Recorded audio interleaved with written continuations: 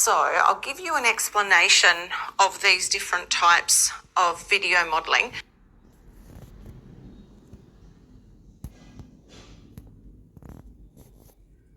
So basic video modelling is something like that, what you see on YouTube. So it's watching an individual perform a target behaviour or skill. So you might have actually gone on YouTube and gone, how do I change my car tyre or whatever, and you've watched somebody do that. So that is what we would consider basic video modelling. Video self-modelling is what I am asking for in your assignment, and it's where we video the learner engaging in a target behaviour or skill, and it's sometimes also referred to as feed-forward VSM. Our next type is point of view modelling, and this is where we record the video from the perspective of what the learner will see when performing the target skill. So do keep this in mind when you're doing VSM, because sometimes it is much better to have the camera at a different angle so that the person can actually see how they can do it. So for example, if we were teaching them how to tie a tie or tie shoelaces, we would actually have our camera angle coming over the top of the person's shoulder so that they can actually see how the shoelaces are done up or the tie's done up. So do consider point of view modelling. You can combine that with VSM. All right. Then there's video peer modelling, and so sometimes, not like it's occasional that it happens, but sometimes we have somebody who doesn't want to appear on camera, so we can use video peer modelling, and this is where the learner watches a peer perform the target, skill or behaviour. So we actually video somebody else, and then our learner watches the video. Now we always try and use someone closest to their age and gender, and even their cultural background as well. All right, so that's the different types. And then there is video prompting, which we have already discussed in earlier lectures. So this is recording the steps and allowing for pauses that allow the learner to perform the steps. I'm going to give you a little more information and explanation around video prompting, but we have actually already gone through this and discussed this previously. So here, video modelling, it combines visual and auditory prompts, requiring them to watch a video sequence. So what they do is you have individual pictures of the steps of the task, and the person will watch the first step, complete the step, and then swipe and move on and watch the next step, and then do that step and then move on. Very different to video self-modelling or the other ones that I've just discussed.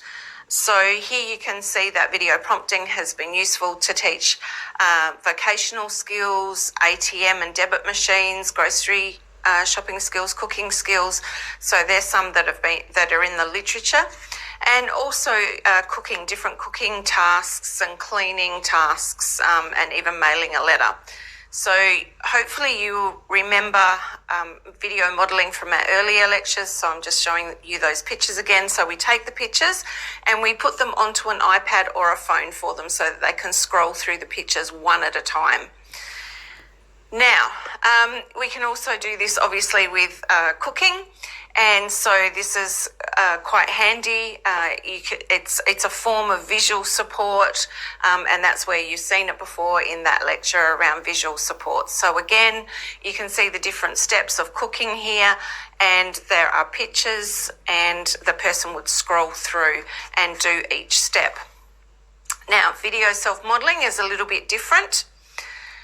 So it's a form of observational learning, and where the learner themselves is used as the model, and they watch repeated observations of themselves on edited videotapes that only depicts the desired behaviour. It has a long history, so it goes back to 1970, research in this area. Again, just letting you know that video self-modelling is about the person, the learner watching themselves. So you video the learner and then they watch that over and over again. So Tom Buggy is the person who really has the expertise in this area, and you can check out his book. It's in the Sturt Library there for you. And as it says, it's a very resilient technique that has produced positive results across an array of behaviours, disability types and ages. I also wanted to point out here that it's not just for people with disabilities.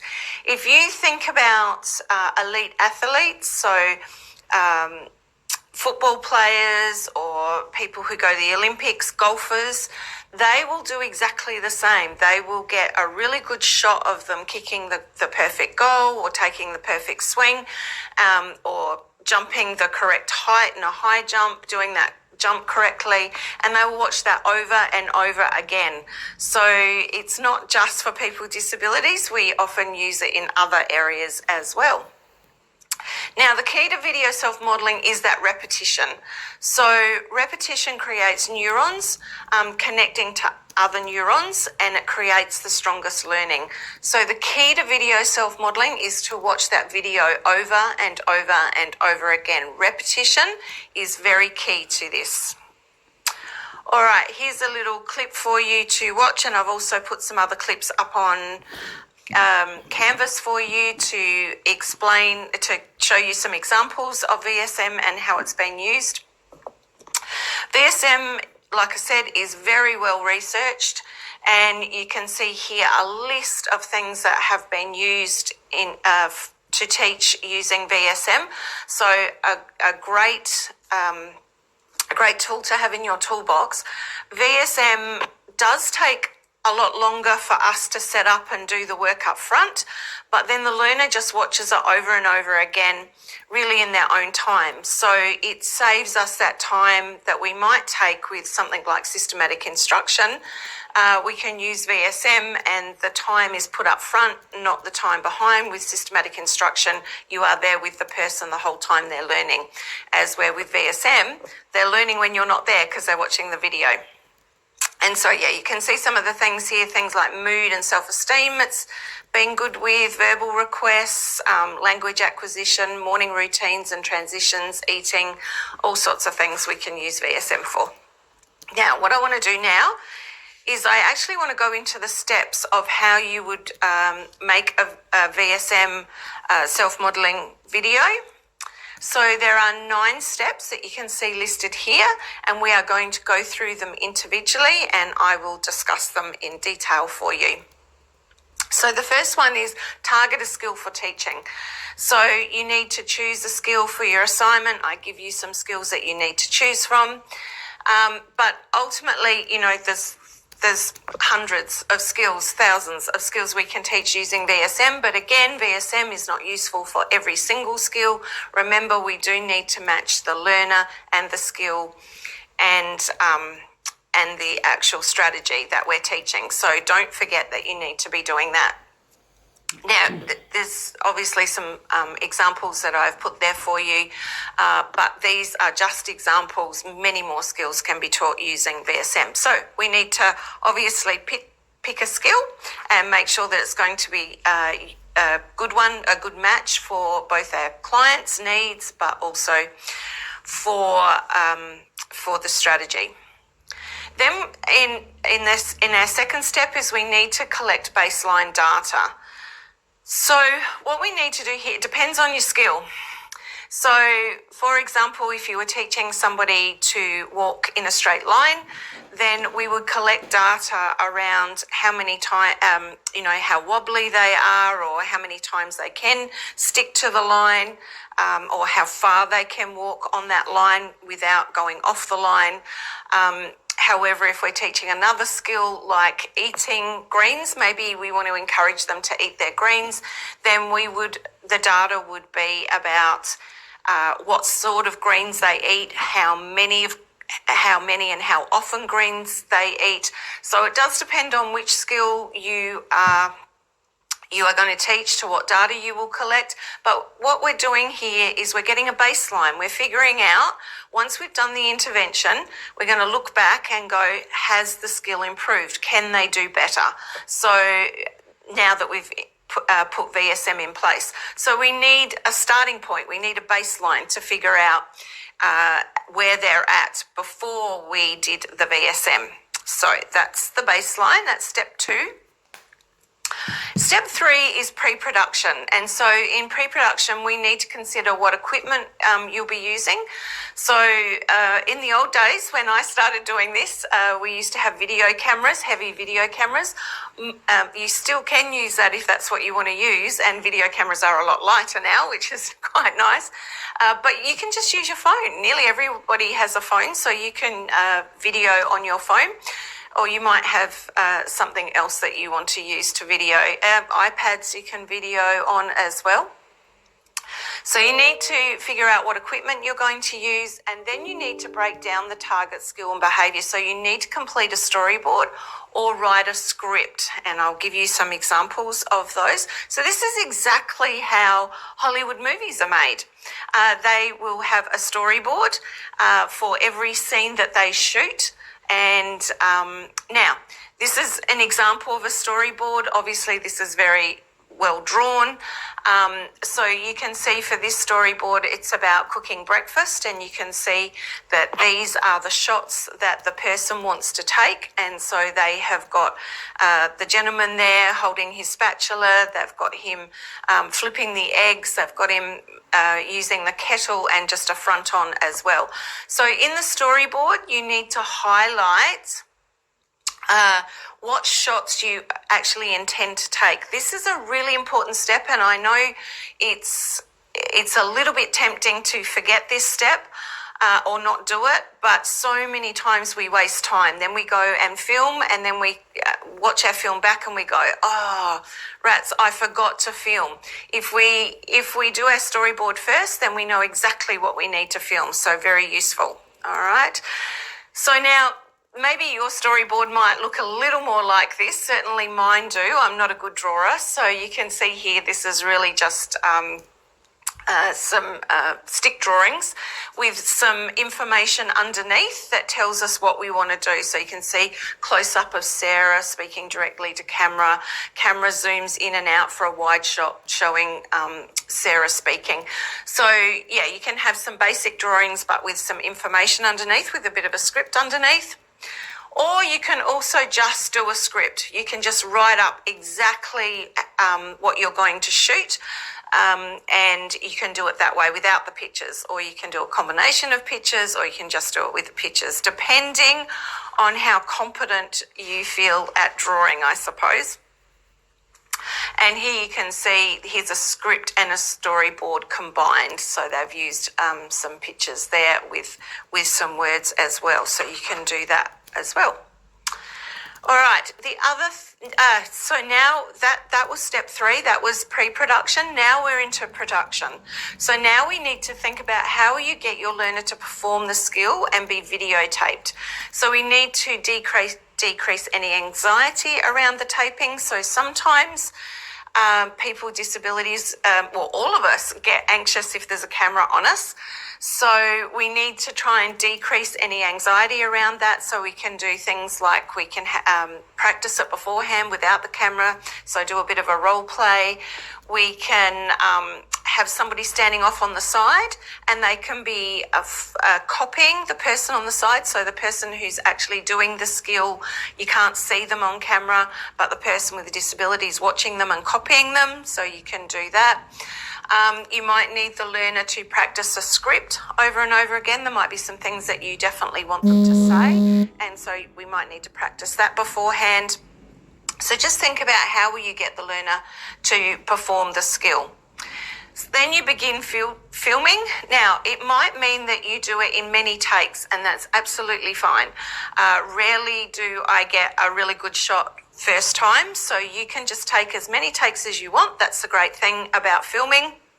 It doesn't have to look perfect. That's where editing comes into its own.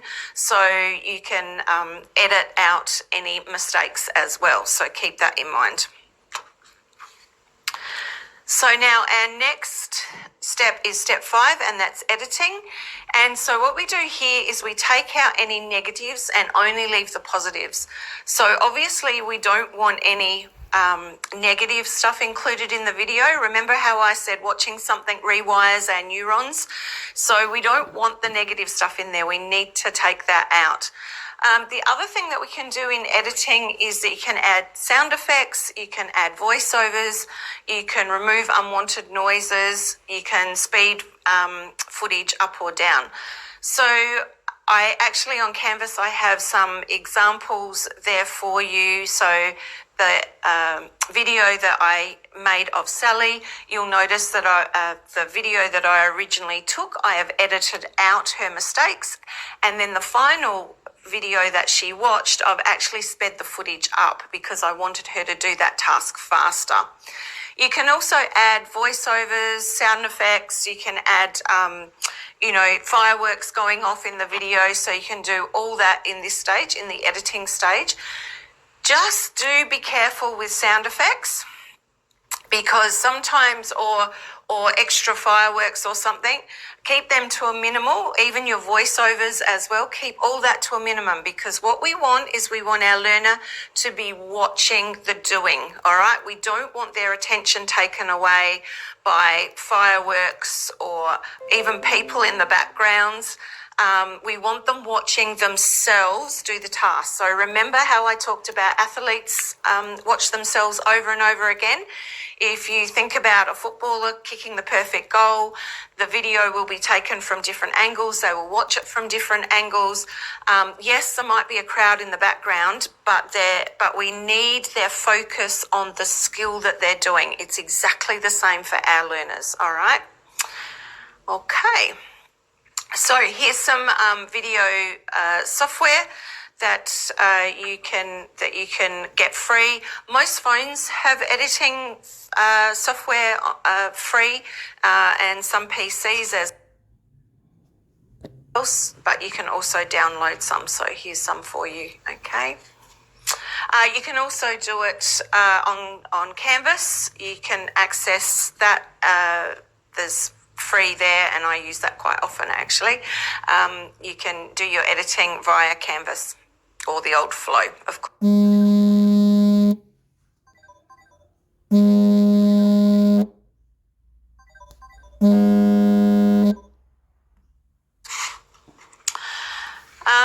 Then there's, I've got some editing tutorials for you, so keep those in mind if you're having difficulties with editing. Most tools are fairly basic and easy to use. There are more complex ones that cost money. So if you've got somebody who's got one of those tools, I'm lucky enough to have a son who has those tools. So sometimes I can handball that editing task to him, but sometimes I need to do it myself as well. All right. So now step 6 is about the viewing. It's about your learner watching the video. So we need to consider how will the video be viewed? How is the most convenient way? So will it be on a laptop? Will it be on a tablet, on a TV? Will it be on their phone? So we may need to transfer the video to whatever format is appropriate. So maybe a USB or even a DVD, or just upload it to their phone. Decide when the learner will view the video. So before the activity, when they ask to see it, or a fixed schedule. Now, it's fine for them to watch it before the activity, but it's not fine for them to watch it during the video, while they're doing the activity. Remember, the idea is that they watch the video over and over again so that they learn to do this skill without using the video. That's the goal of VSM. Now, video prompting, of course, is very different, and they do watch that while they're doing the skill. But at the moment, I'm explaining VSM to you. So just remember, they can watch it before the activity, but I would be suggesting that they watch it more often than just before doing the activity. They need to be watching at night time and things like that as well.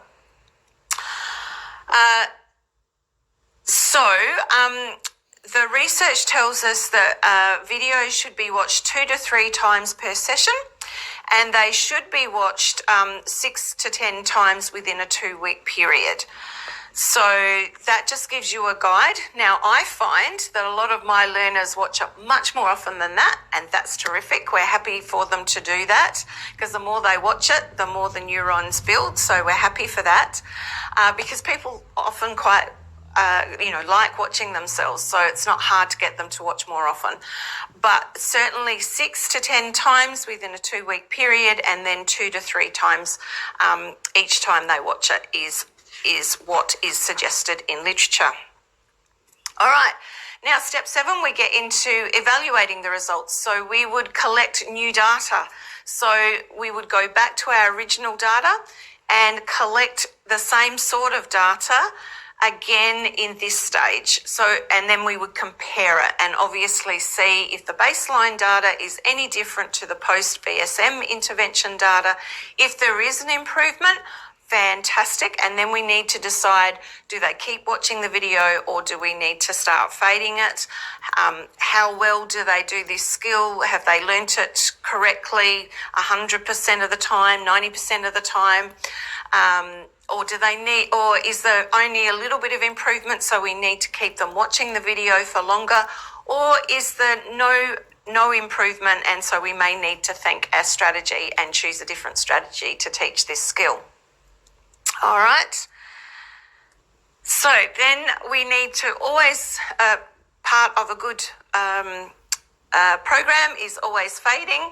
So once the skill's been exhibited, we may need to fade the use of the video. So sometimes you can just remove the video, but sometimes people can get upset about that. So we would decrease the amount of time that they watched it. So if they were watching it every day before, we might decrease that to just watching it twice a week. You can show the video less often, or you can show a shortened version of the video, or you can delay the start of the video or end it before it's over as well. So they're all other ways to fade a VSM video. Now, wanted to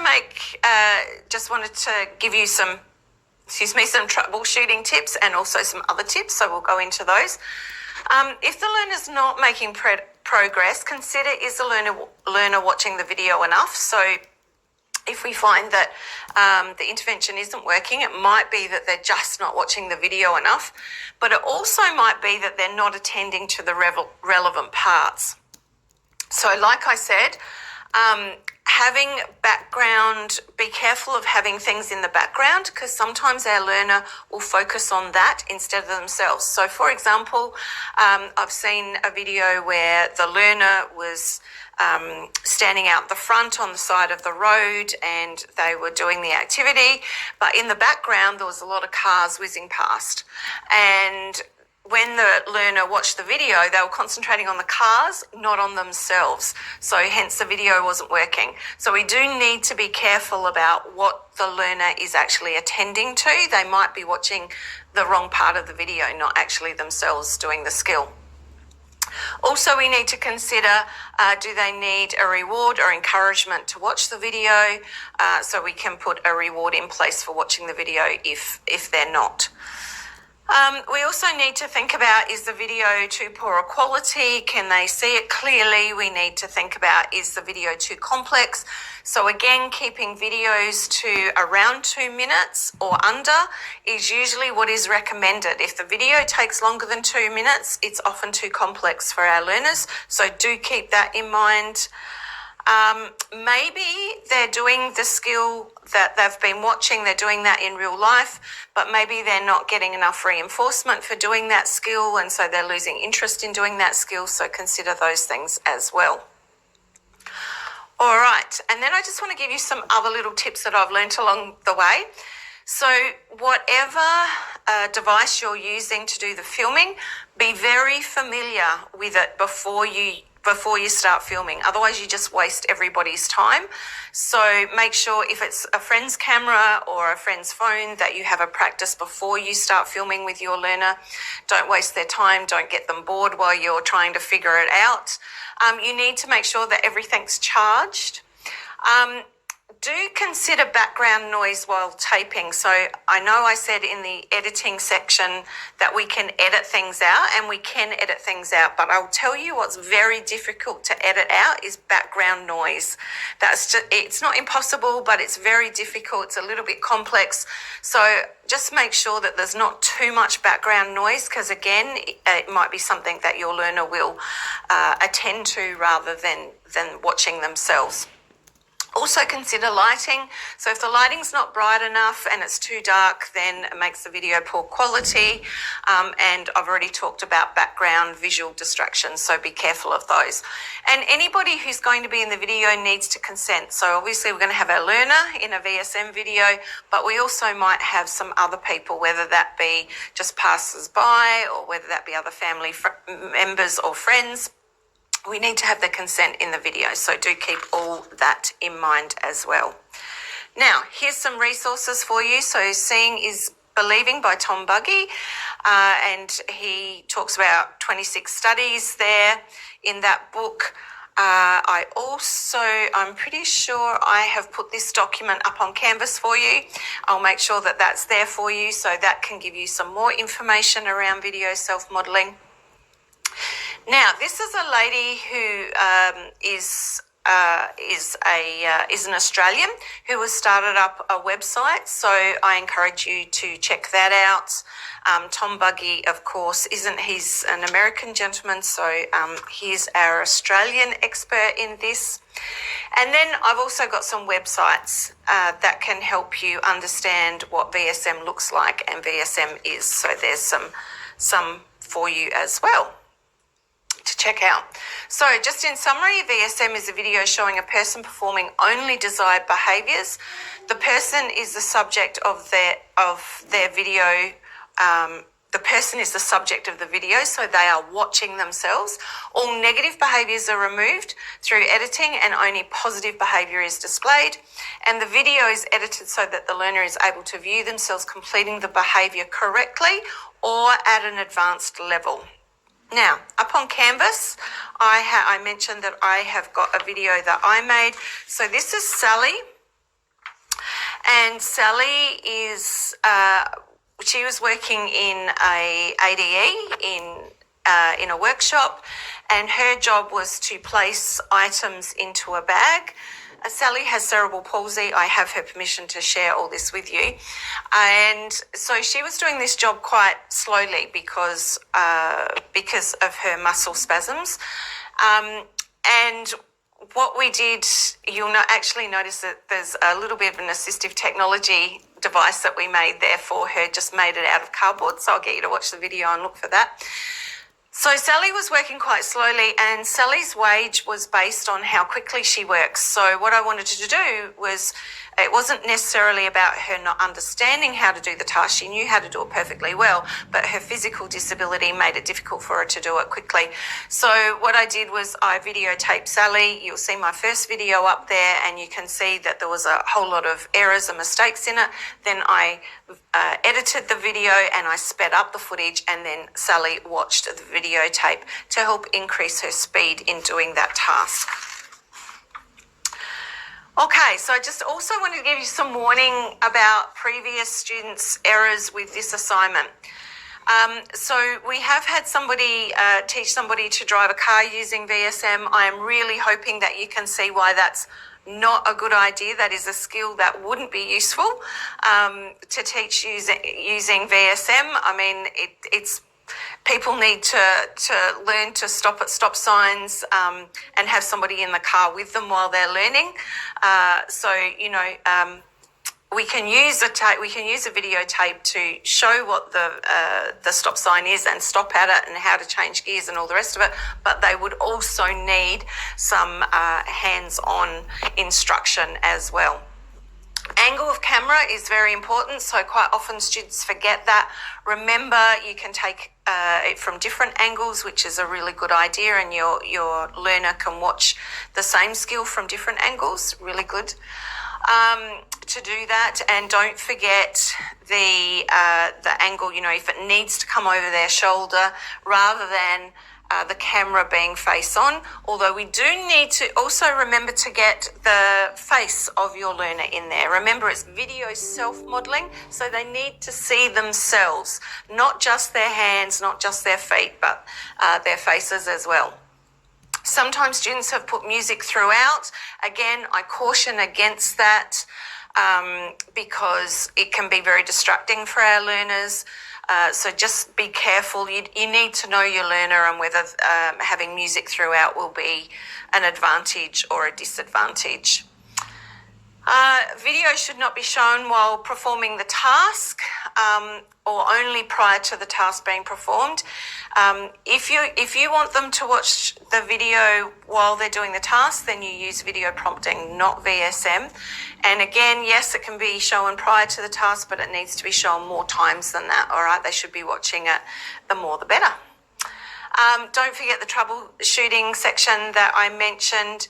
VSM is not the same as a YouTube tutorial, so please don't make one like that. Remember, voiceovers should not include reading the task analysis or the script or speaking every step, okay? Sometimes students have done that. So students have stood off on the side and read out to the person with a disability the steps and how to do things. You can do that, but then you need to edit your voice out, all right? So just remember not to have your voice in. It's about seeing is believing, not hearing is believing. It's about seeing. All right. Okay, yes, and just making sure that you understand that VSM is not like a YouTube clip, so please keep that in mind. So VSM's not an in-task visual, so it cannot be used during the task, all right? I've said that before. And again, VSM is repeated observation of oneself, so it's about repetition, watching that video on numerous occasions to help build those neurons. All right, thank you all very much, everyone. I will see you in tutorial.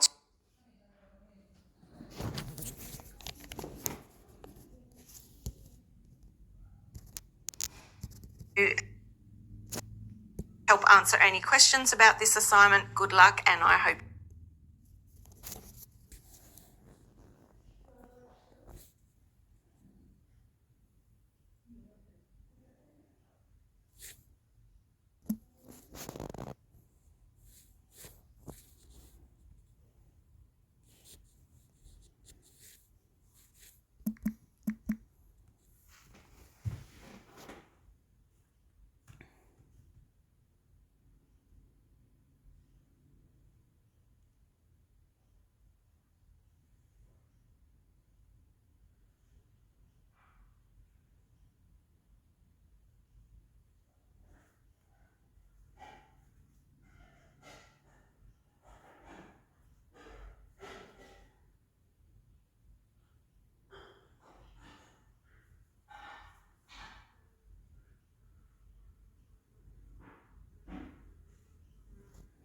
today we are going to learn some steps to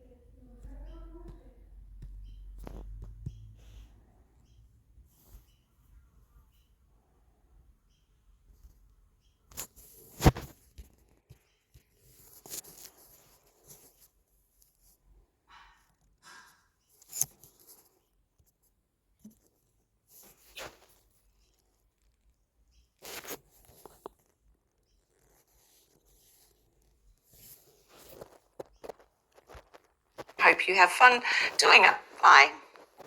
Hi everyone. Welcome to this lecture on video modelling.